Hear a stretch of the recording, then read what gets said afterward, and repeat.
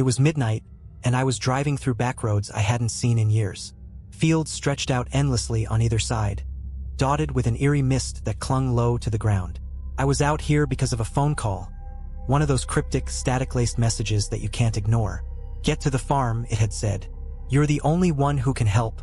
The farmhouse appeared like a shadow in the distance, the kind of place you see in horror movies but never imagine visiting. The closer I got, the more I could make out details. Windows that should have been boarded up stared back at me, dark and hollow, as if waiting for something. I parked by the barn and cut the engine. Everything was silent except for the faint rustling of trees. But then a sound. A muffled cry, distant but distinct, coming from the direction of the fields. It was a human sound, filled with fear and pain. I walked slowly, trying to push down the fear gnawing at me. The crops towered over me as I stepped deeper into the field, and the cry grew louder. Then, something moved in the corner of my vision, a shadow darting between the cornstalks. My heart pounded, but I pressed on, calling out, "Hello? Is anyone there?" Silence. Then, a whisper that seemed to come from all around me. "They're watching." I whipped around, but no one was there. Just rows of corn, swaying softly under a non-existent wind. I took a deep breath, trying to shake the growing sense of dread. But before I could take another step, the ground shifted beneath me. I stumbled, catching myself on a nearby stalk. But when I looked down, I saw something that made my blood run cold. It was a footprint, large and deep, and it was still wet. The footprint was massive, too big to belong to any animal I knew. Its edges were smeared, as if whoever left it had been dragged. The chill of fear clawed up my spine, but something else compelled me forward, pushing me to follow the trail. I continued down the row, every step feeling heavier. The air grew thick, almost tangible, pressing down on me as though the very atmosphere was trying to warn me away. Then, faintly, I heard it again. A whispering, but now more voices, layered over each other like a distorted choir. I froze as the voices rose in volume, crescendoing into a frenzied murmur that echoed through the fields. I strained my ears, trying to make out words, but all I could catch were fragments. The watchers, waiting hungry. Just then I saw it. A figure hunched and lurking at the end of the row. My breath hitched. The figure was backlit by a sickly glow coming from the farmhouse, casting it in an inhuman silhouette. The person, if it was a person, seemed to sway slightly, as if struggling to stay upright. But when I took a single step closer, they jerked and bolted into the corn. My instincts screamed at me to run in the opposite direction, but I forced myself to follow, weaving through the maze of stalks. The figure ahead moved impossibly fast, darting and weaving like a shadow on the wind. And then, without warning, it stopped. I approached cautiously, heart pounding, and finally got a clear look. It was a man, disheveled and dirt-streaked, his eyes wide with terror. He held a finger to his lips, signaling for silence, and gestured for me to come closer. "They're here," he whispered, barely audible. His gaze darted around as though expecting something to emerge from the shadows any second. "They come every night. Looking for us." "Who?" I managed, voice shaking. He glanced around, wild-eyed. "The things in the field. They're not human. They're not anything." Before I could process his words, the crops around us began to rustle. The sound was subtle at first, like a light breeze, but then it grew louder, surrounding us, closing in. The man grabbed my arm, his grip icy and desperate. "They're coming." My heart thudded as we crouched together in the narrow corridor between the rows, barely daring to breathe. The rustling grew louder, shifting from one side of us to the other, circling. I couldn't see anything, but I felt eyes on us. Countless, invisible eyes that watched and waited. The man beside me clamped his hand over his mouth, trembling as the sound intensified. And then, through a gap in the corn, I caught a glimpse of movement. It was tall and slender, moving low to the ground in a way that didn't look natural. The thing's limbs were stretched impossibly long, almost as if it was on stilts, but its motions were fluid, predatory. The man squeezed my arm, his eyes wide with terror. "They're like shadows," he breathed, voice quivering. "They blend with the night, slip between the rows, always searching. You can't let them see you or hear you." I tried to pull my arm free to steady myself, but his grip only tightened. He wasn't looking at me. He was fixated on the creature gliding through the corn. It was getting closer, its elongated body stretching and shifting with each step, as if it were made of smoke bound together by some unseen force. Then it stopped. In the narrow space between the stalks, it turned its head toward us. I held my breath, praying it couldn't see me through the thick shadows. But as I watched, the thing raised a twisted, bony hand and pointed. Directly. The man beside me let out a choked scream, scrambling to his feet and bolting down the row. He didn't make it far. The creature blurred forward, moving faster than I could track, and in an instant, it was on him. I wanted to look away, to shut out the horror, but I couldn't tear my eyes from the scene. The thing lifted the man by his throat with one of its elongated limbs, holding him aloft as if he weighed nothing. The man's screams echoed through the field, raw and piercing, before cutting off abruptly. I pressed myself flat against the ground, squeezing my eyes shut, heart hammering. I could hear the creature moving away, its steps slow and deliberate as it dragged something heavy behind it. The air grew still, leaving nothing but the oppressive silence of the corn. I waited, barely daring to breathe, until the silence became unbearable. Slowly, I opened my eyes, and in the faint light from the farmhouse, I saw the smear of red on the dirt where the man had been.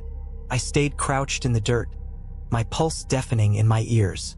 The smear of red glistened wetly in the moonlight, trailing off into the shadows. Part of me knew I should turn around, run back to the car, and leave this cursed farm behind. But I couldn't, not with the unnatural silence closing in around me. So thick and heavy it felt like it was swallowing every sound. My body moved on instinct, urging me forward, deeper into the field, following the direction where the creature had vanished with the man's body. Every step felt heavier, as if something was pulling me back, begging me to stop. But something far darker and far more stubborn kept me moving forward. The corn thinned as I walked, and then I saw it. An opening up ahead, a small clearing in the middle of the field.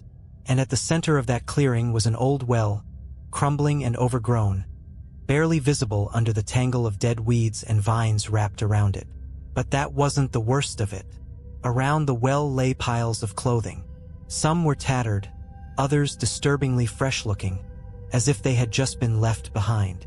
Shoes, shirts, jackets. They were all scattered around in messy heaps, abandoned in the dirt. I swallowed hard, my stomach churning as I approached.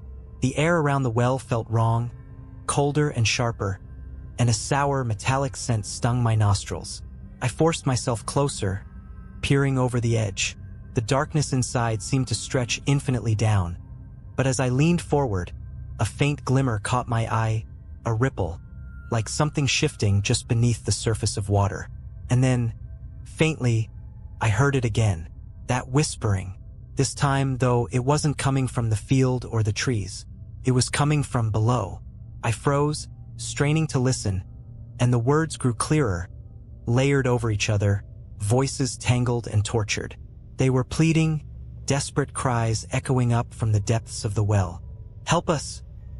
Please, God, help us!" The whispers spiraled up from the darkness, each one sharper and more frantic than the last. Then they shifted, twisting into a low, guttural growl that vibrated through my bones.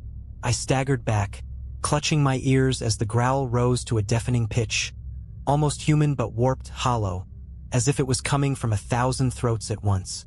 I stumbled away from the well, but I was too slow. I felt something cold and slimy wrap around my ankle, dragging me down to the dirt. I twisted around, staring in horror as a black, sinewy arm, covered in writhing shadows, reached up from the well, its fingers curling around my leg. I kicked and thrashed, but its grip was unbreakable. My screams were swallowed by the night as it began to pull me toward the well, closer to that endless pit of darkness and whispers. But just when I thought I was done for, I heard a voice, low, barely audible, but real. "Get up, run. Don't look back." The grip around my ankle loosened, just enough for me to pull free. I scrambled to my feet, my leg throbbing as I bolted from the clearing. I sprinted through the field, the corn whipping against my face, the whispers chasing me, hissing threats and promises, growing louder with each step. I burst out of the field and onto the dirt road, breathless and shaking, and I didn't stop running until I reached the car. I fumbled with the keys, hands slick with sweat, finally wrenching the door open and throwing myself inside.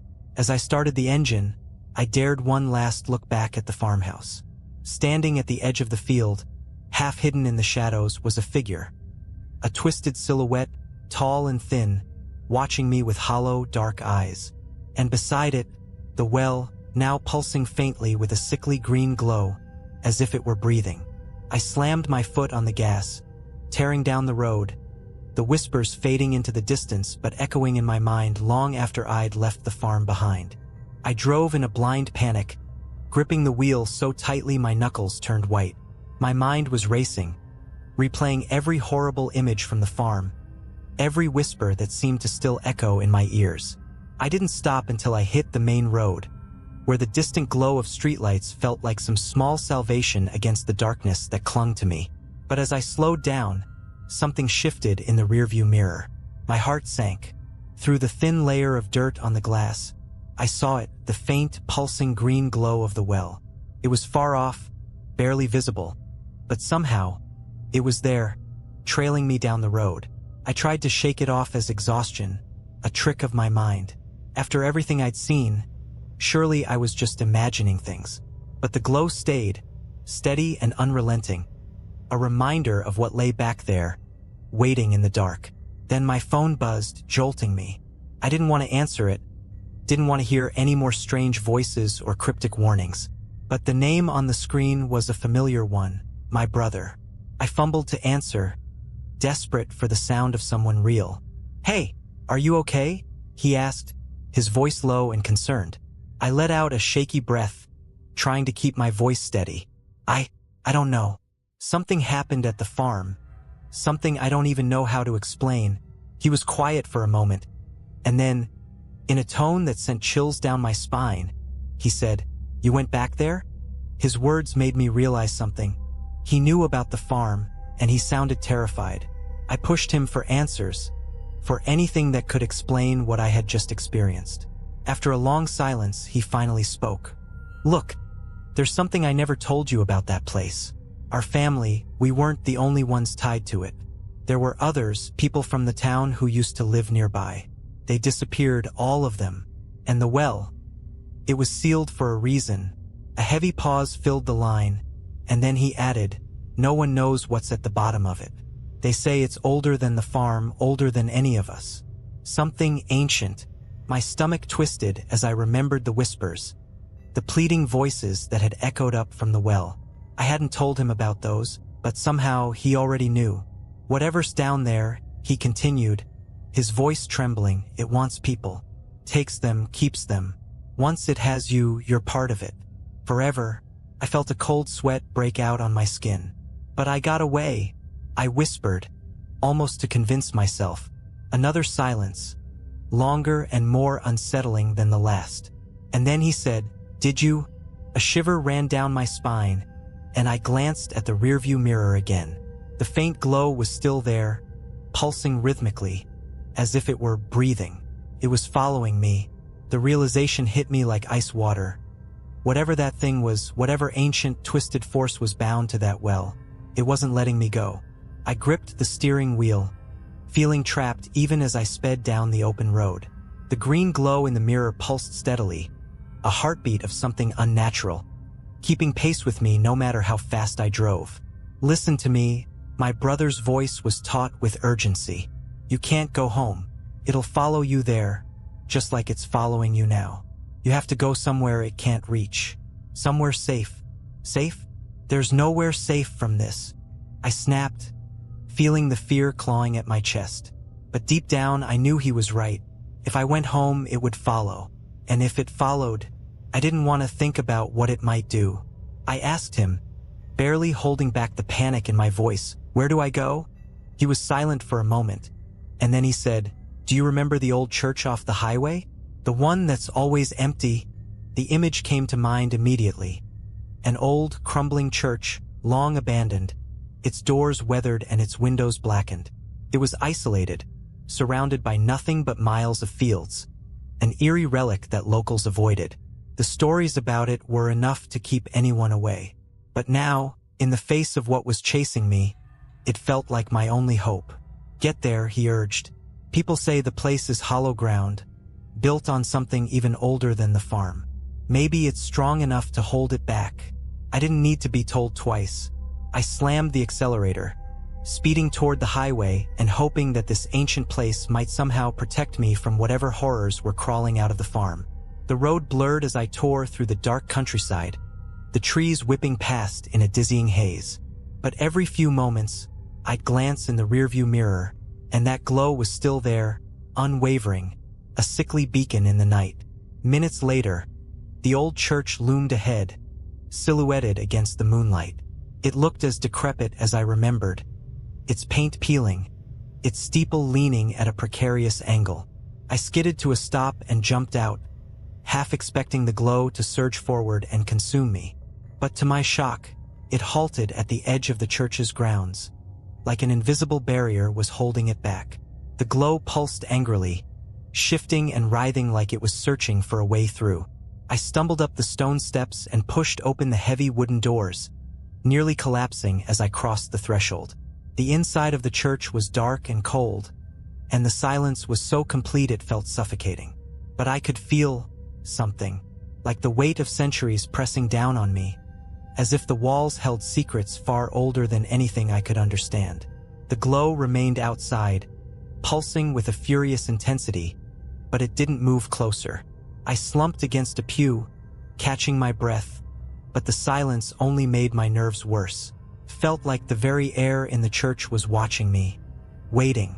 Then, from the shadows, a faint whisper drifted through the empty space.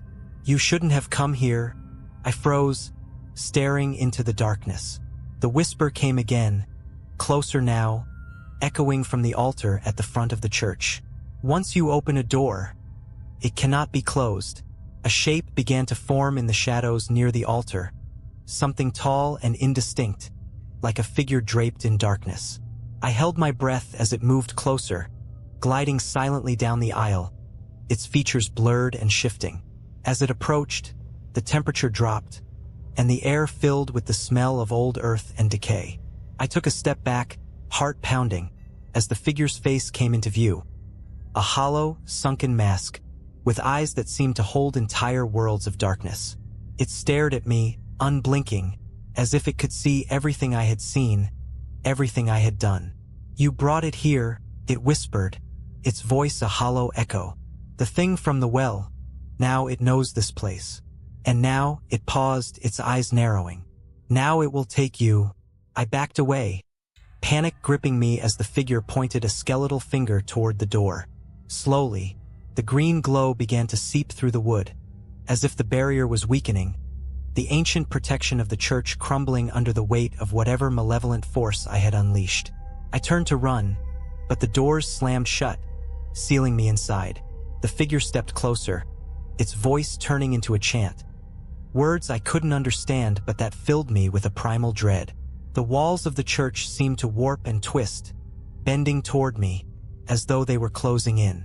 Desperate, I screamed, my voice lost in the darkness, but the figure only watched, silent and unmoved, as the green glow finally broke through, flooding the church with an otherworldly light. The light flooded in like a tidal wave, thick and suffocating, washing over the pews, the walls, even the shadowed figure that seemed to vanish into it.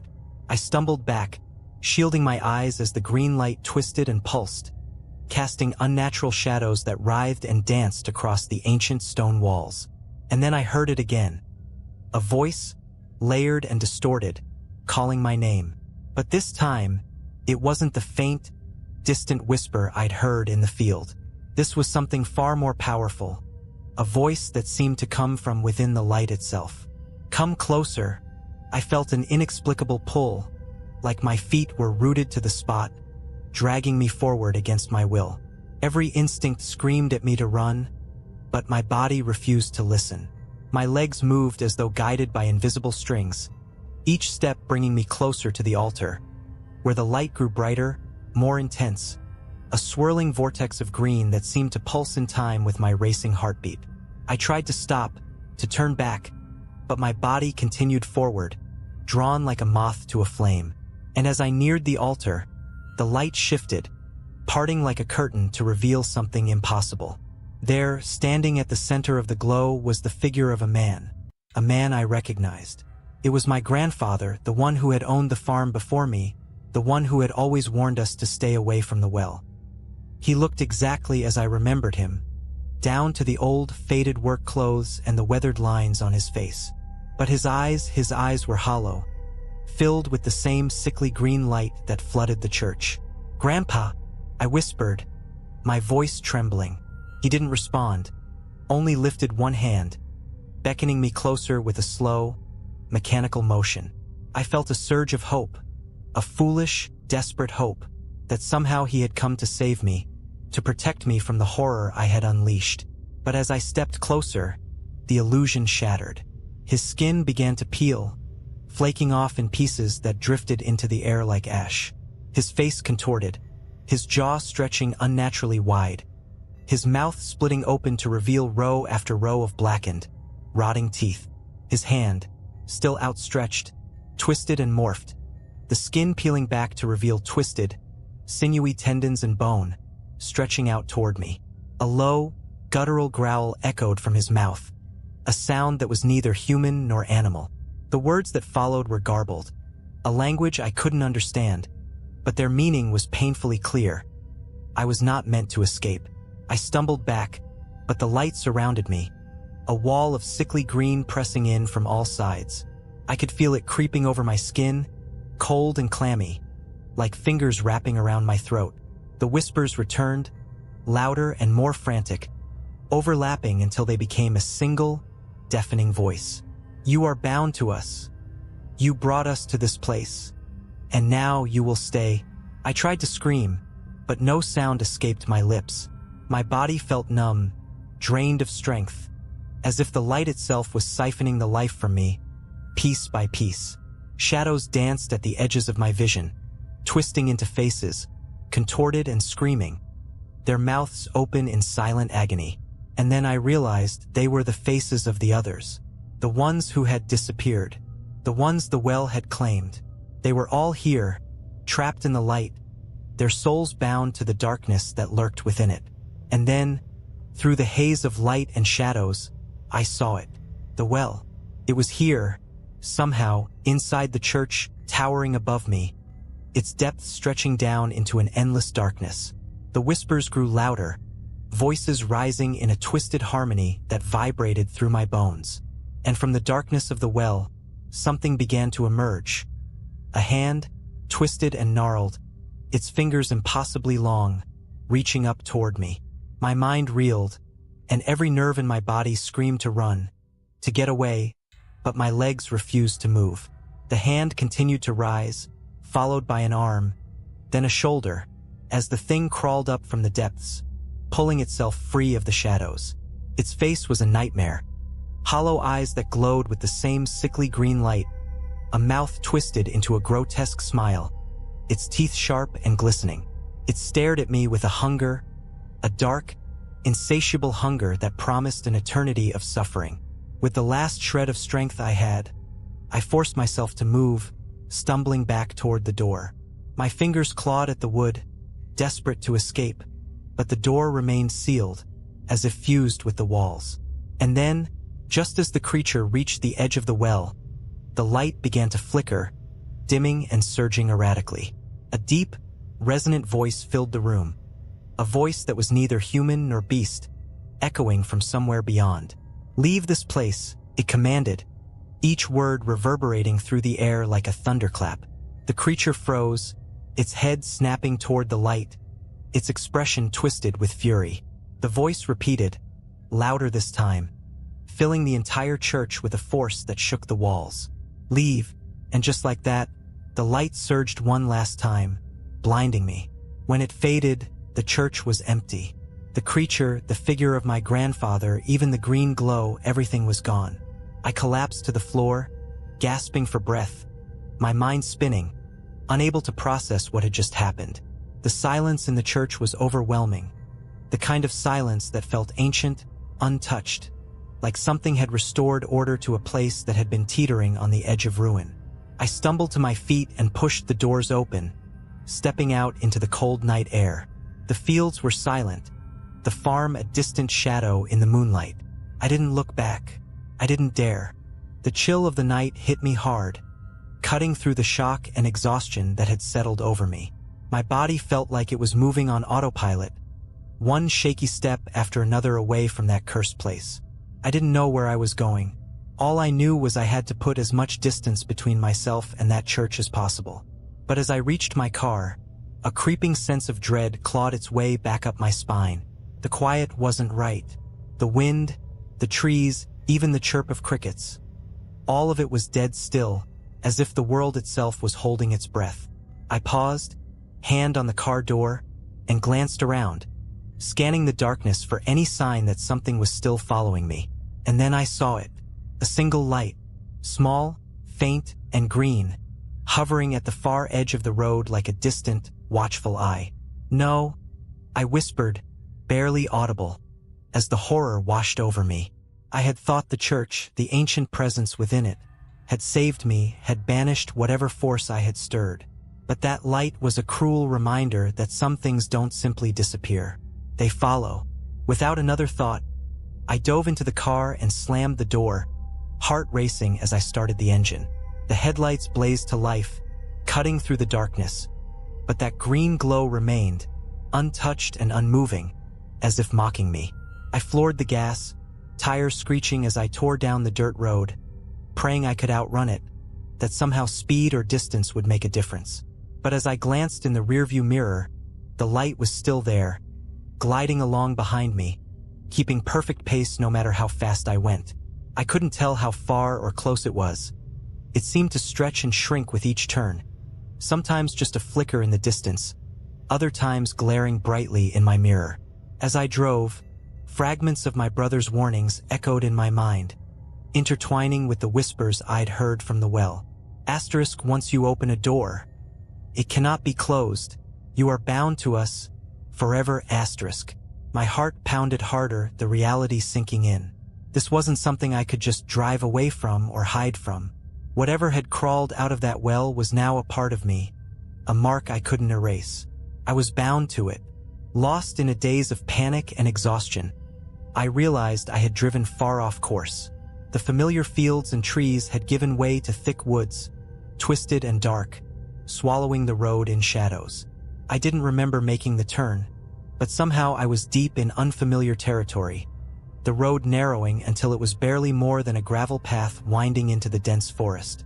I slowed, hesitating as the headlights swept over the gnarled branches overhead, casting distorted shadows that clawed at the edges of the light. The glow was still behind me, a steady, unyielding reminder that no matter where I went, it would be there. But then, as I peered into the darkness, I saw something strange up ahead. An old rusted gate, half open and leaning to one side, marking the entrance to what looked like an abandoned property. The remnants of a fence stretched out on either side, disappearing into the shadows, and beyond the gate stood the dark outline of another building, half hidden by the trees. I didn't know why I felt compelled to stop, but a force stronger than fear seemed to draw me toward the gate, urging me to go inside. Maybe it was a faint hope that I could lose the glow here, hide within whatever haunted remains lay beyond those rusted bars. Or maybe it was the whisper of something older, something connected to the ancient force that had been awakened tonight. With one last look at the glow in my mirror, I cut the engine and got out, the silence swallowing me once again. The gate creaked as I slipped through, and I found myself walking slowly up a narrow path toward the building. A dilapidated farmhouse, its windows shattered, its walls warped with age and neglect. As I stepped closer, I could feel a presence, something watching from within, and the air grew thick with an almost tangible malice. I hesitated, but that strange pull urged me forward, leading me up the broken steps and through the sagging doorway.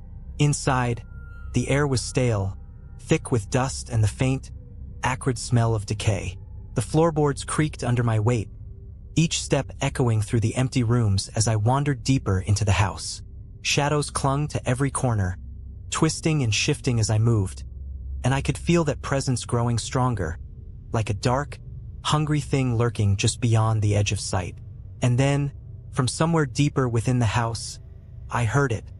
A faint, rhythmic tapping, like a heartbeat against the silence. I followed the sound, each step heavier than the last, until I reached a narrow staircase descending into darkness. The tapping grew louder, echoing up from below, and I knew I had to go down. I descended slowly, each step sinking deeper into the dark, and as I reached the bottom, I found myself in a low, narrow room lined with old, crumbling shelves. At the center of the room stood a table, and on it, a small glass jar. Inside, suspended in murky green liquid, was a single human eye. The eye was open, staring straight at me, and as I looked into it, I felt a surge of terror so intense I could barely breathe. The whispers returned, louder and more insistent, filling the room with 1,000 voices, each one clawing at my mind. Bound to us, forever, never escape. The eye blinked, once, slowly, and the voices swelled, rising to a deafening crescendo. The walls began to close in, the shadows stretching and twisting, filling the room with a suffocating darkness. I stumbled back, my hand finding the wall, fingers clawing for the stairs. The voices were all around me, pressing in, crushing me under the weight of their ancient rage. I bolted up the stairs, racing through the house and back out into the cold night air. The green glow was gone, but I didn't stop running, didn't look back as I tore down the path, through the gate, and back to my car. As I slammed the door and sped away, I couldn't shake the feeling that I hadn't truly escaped, that the thing from the well had left something behind, a piece of itself that would always be with me. And as I looked in the rearview mirror one last time, I saw it, the faint outline of that eye hovering just behind me, watching, waiting. I knew then that no matter where I went, no matter how far I ran, it would always be there, lurking in the shadows, bound to me, forever. The days after that night blurred together, every hour tainted with the suffocating knowledge that I wasn't alone. No matter how much daylight flooded my room, how many locks I secured on my doors, I could feel it.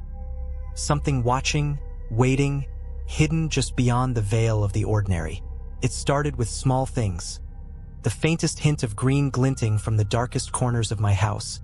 Shadows that stretched and twisted just a little too far. I'd be walking down my hallway, catching a glimpse of that single green eye reflected in the glass of a picture frame or a mirror. But when I'd look again, it would be gone, leaving only the quiet, pressing sense of dread that had become my constant companion. Sleep became impossible. Every time I closed my eyes, I'd see it. The well, the eerie green glow, and that twisted figure clawing its way out of the depths. And in the silence of my sleepless nights, the whispers would return, a soft, insistent murmur that seemed to seep from the walls, filling my room with an oppressive, otherworldly presence. One night, as I lay wide awake in bed, I heard a soft tapping sound from the corner of my room. My heart stilled. I tried to convince myself it was just the house settling, that I was letting my fear get the best of me. But the tapping continued, slow and deliberate, like fingers drumming against the wall. With my breath caught in my throat, I sat up and scanned the room. At first, I saw nothing but shadows, distorted and dancing in the faint light filtering through the blinds. But then, in the far corner, something moved. A dark shape, subtle and almost unnoticeable. But there, I froze, unable to look away as the shape slowly took form, solidifying into a figure. It was tall, its limbs elongated and twisted, as if they had been stretched beyond the limits of human anatomy. And then I saw it, the eye, glowing a sickly green from the center of its face, unblinking, fixed on me. I tried to scream, but no sound escaped my lips. The figure took a step closer, its body moving with a horrifying, fluid grace, the eye never leaving mine. The whispers filled the room, louder now, echoing in my mind. You cannot hide. You cannot escape. You are bound to us.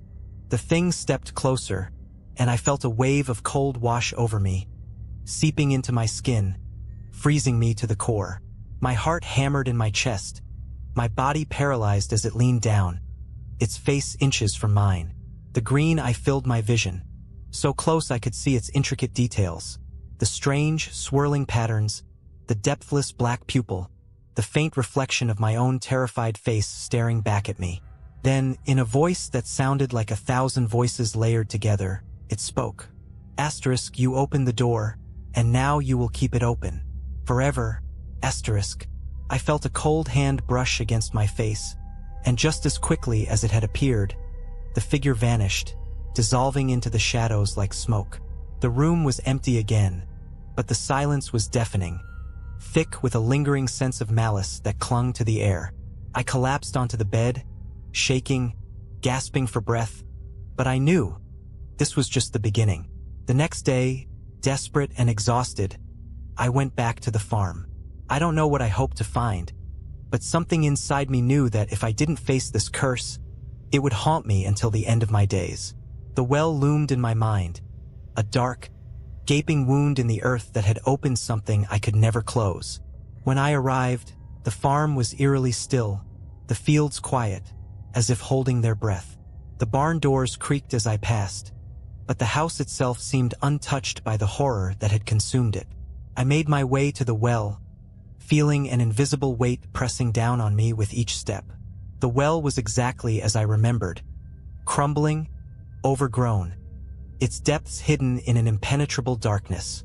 I stood at the edge, staring down, feeling that same pull, that same sense that something was watching from below. I know you're there, I whispered, my voice trembling but defiant. What do you want from me? For a moment, there was only silence. But then, from the depths of the well, a voice rose, soft and insidious, a chorus of whispers that filled the air around me. The door must remain open. A surge of anger flared within me, overriding my fear. Why me? I shouted, my voice echoing down the well. Why did you choose me? The whispers fell silent, and then a single voice, clear and cold, answered. Asterisk, you were the one who listened, the one who came when we called. Asterisk. I staggered back, the weight of their words settling over me like a shroud. All this time, I had been the one who answered their summons, who opened the door to something ancient and malignant that should have stayed buried. But as I looked down into that darkness, I knew what I had to do. If they wanted the door open, then I would give them exactly what they wanted. With a final, defiant glance at the well, I turned and walked back to my car, a strange, calm resolve settling over me. I drove to the edge of the property, where the ancient church sat abandoned and silent.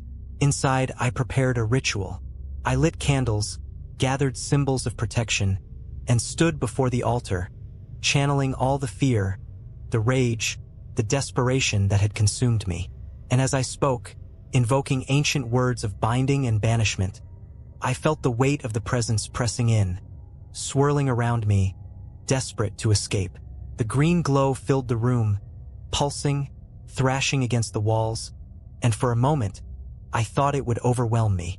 But with a final surge of strength, I shouted, "You cannot have me. You are bound to this place. Forever."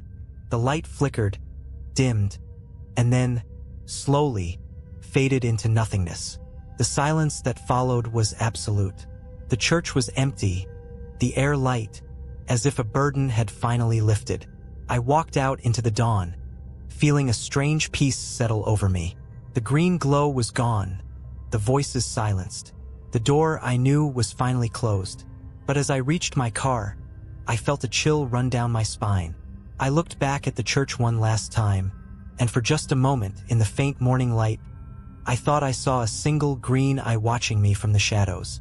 The door might be closed, but I knew some doors never truly lock. And somewhere, in the darkness, it was still waiting. The days after the ritual at the church passed quietly.